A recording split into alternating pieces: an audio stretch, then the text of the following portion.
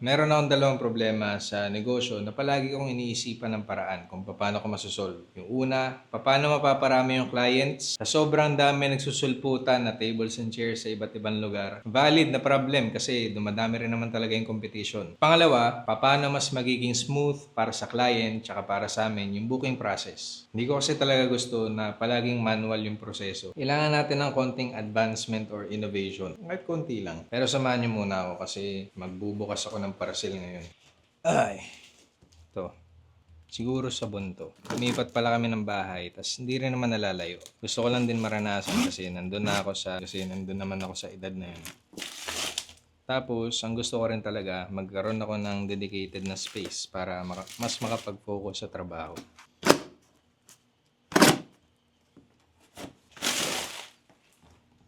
Sabi ko nga gagawin ko ng series yung lipat bahay pero sobrang busy kasi kami din yung nagpagawa.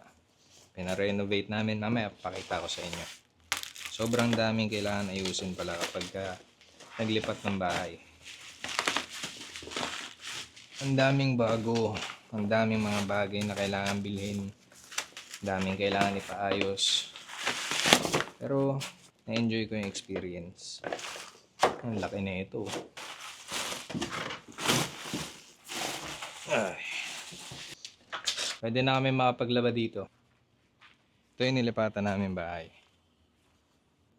Dati wala yung bubong pero pinadagdagan namin. Buti na lang mababait yung may-ari. Ito, maganda sana na ilagay dito yung gym pero wala pang budget, pampasemento. Hindi rin kasi pantay ito. Tapos yan. Bili, paggawa. So, ito yung itsura ng loob. Basic lang. Pero balik tayo sa negosyo. Dalawa yung sinusubukan ko masolusyonan. Kung paano dadami yung clients namin at paano mas maging maayos yung sistema ng Events Rental Hub. Kaya gumawa ako ng sobrang basic na website. Kasi gusto ko lang malaman kung importante ba tong website para mas makatulong na dumami yung clients namin or mas magtiwala yung mga kliyente sa amin. Andito na lahat ng information na kailangan nilang malaman or yung mga equipment na pinaparenta namin. Andito na rin yung service areas. At kung gusto nilang magpa-quote sa amin ng mabilisan, pwede nilang i-fill out yung form dito.